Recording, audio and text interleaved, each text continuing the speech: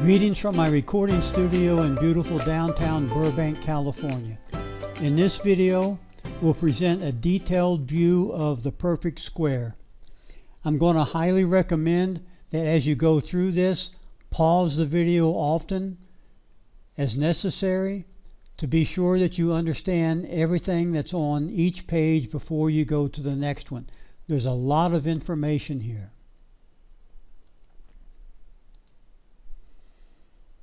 In video 1 of this series, we posed a square of sides x, add 3, and multiplied the sides to get the quadratic equation x squared plus 6x plus 9 that represents the area of the square. We then graphed that equation to get the parabola shown on this slide.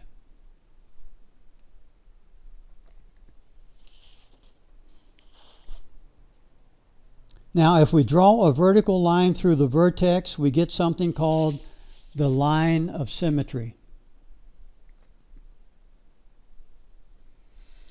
The line of symmetry divides the parabola exactly in half, and every point on the parabola to the right of the line of symmetry is the same distance from the line of symmetry as are the points to the left of the line of symmetry.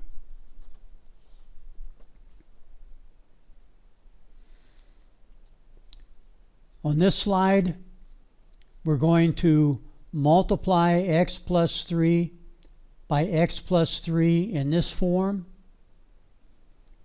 So x add 3 times x add 3 can be written as x add 3, the quantity squared, equals 16. And then to solve for x, we take the square root of both sides of that equation, and we'll get x plus 3 equals either a positive 4 or a negative 4. If you square either of these two numbers, positive 4 squared gives you a 16, and negative 4 squared gives you a 16. So that's looking good. And then here we have two solutions to the quadratic equation. You'll always get two solutions. And the first one is x equals negative 3, add 4.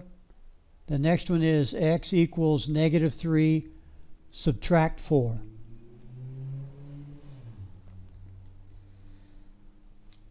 The interesting thing about this is that whenever you write the equation, the result for x like this, that negative 3 is the vertex, as you can see here on the graph. And then that positive 4 is the distance from the line of symmetry over to the parabola. Same thing on the left-hand side. This negative 3 is still this vertex.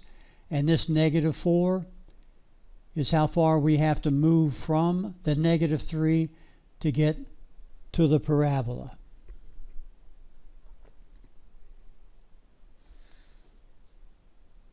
Now here's the point. When you solve a quadratic equation for x, you'll get two answers of the form x equals, in this case, negative 3 plus 4. And in every case, 100% of the time, this first number is going to be the vertex, and then that second number is going to be the distance from the vertex, either right or left.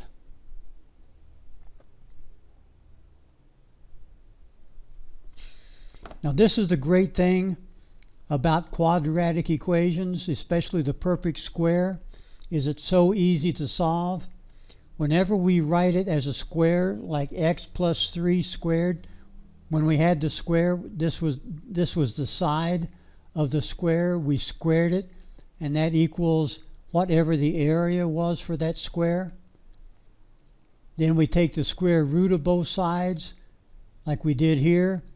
That leaves us with a linear equation in x, and all we have to do is subtract 3 from both sides of this equation. So undoing the square by taking the square root is what makes solving a quadratic equation possible. Even when we get to the rectangle, we'll use this same technique.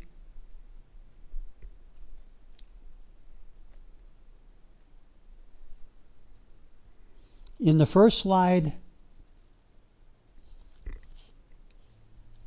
in the series, we did this multiplication.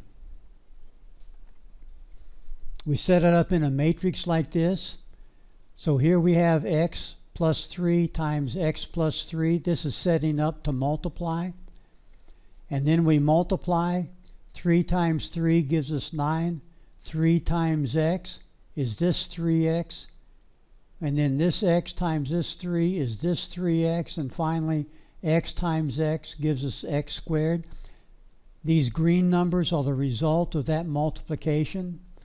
And then at the end of all this, we're going to sum all of the green entries, and we get x squared plus 6x plus 9. That's where we ended it in the first video in the series. In this case, I've gone ahead and rewritten this as x squared plus 2 times 3x and 3 times 3.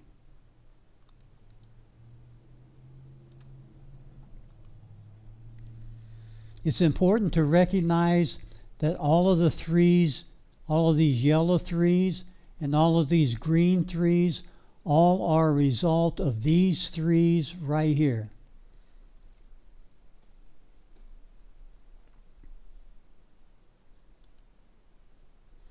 Now here's a massive, massive insight into the equation for a perfect square. And this comes from that slide that we just saw. We had x squared plus 6x plus 9. We also had x squared add 2 times 3x and add 3 times 3. If we look carefully at this, if we divide this middle term, if we divide the x term by 2, in this case we get 3, and then we square that 3, we get the final term in this equation. That's going to be 3 times 3, and that equals 9. This is the secret that we really need to go forward and solve for the rectangular quadratic equation. The key here is divide the middle term by 2, take the result of that, square it to get the final term. I'll say it one more time because it's so important.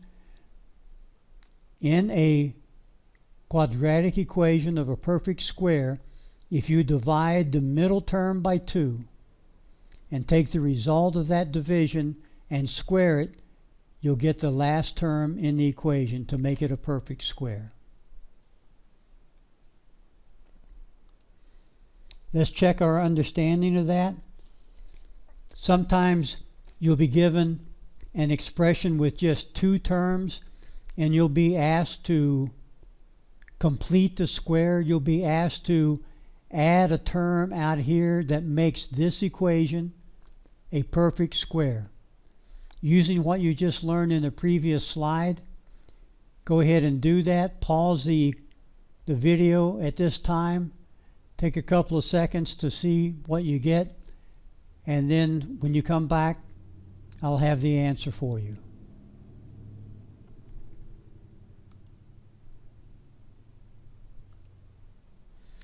Welcome back. To get this final term, you divide the middle term by 2, and that gives you 9. And then to get this final term, where the question mark is, all you have to do is square that number, and it goes here. 9 times 9, that's 81. And finally, I can rewrite this as x squared plus 2 times 9x plus 9 times 9. And this 9 carries all the way through to this expression over here. It's x plus 9. This 9 is this 9 is this 9. It's like that 100% of the time. And then all you have to do is put parentheses around that and square it. That was a lot of information. Let's summarize what we've seen. Go back and review things. Be sure you understand everything before we get to the rectangular quadratic equation, because we'll use every bit of this information when we get there. In summary then, the final term in a perfect square will be half of the x term squared. Here's my x term. We took half of that, we squared it, and put it right here. If we're going to write this equation as a quadratic or as a binomial squared, we would write x plus 10, the whole thing squared. This 10 is this 10 is this 10.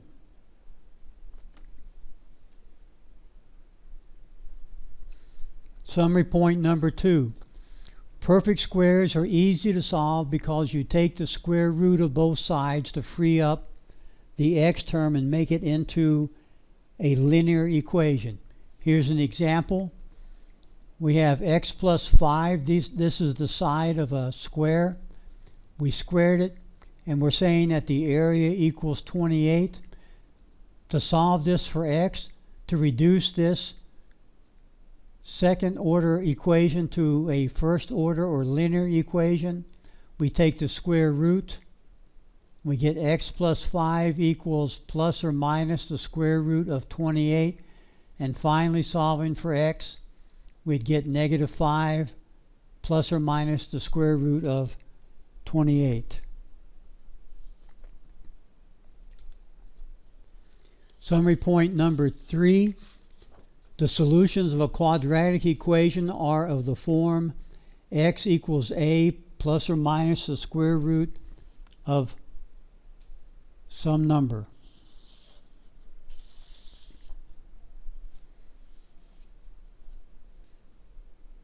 And there'll be two solutions. The reasons there's two solutions is because this is plus or minus. So you would have a plus the square root of some number, and you would also have a subtract the square root of that same number. Summary point number 4. Sometimes you'll be given a two-term equation and asked to complete the square. To do that, you divide the middle term or the x term by 2. In this case, we divided 8 by 2 equals 4, and then we square that number, the result of that division. We square it and add it to the end of the expression.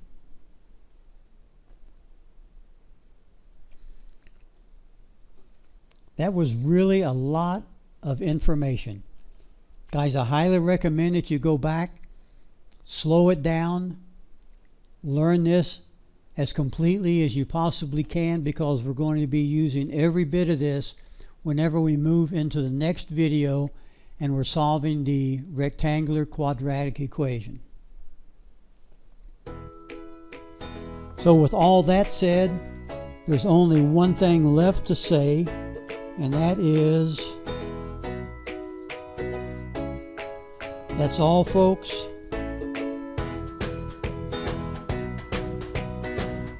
Not forks.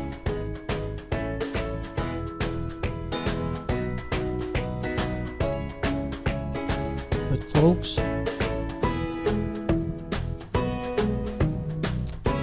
con cuidado, be safe.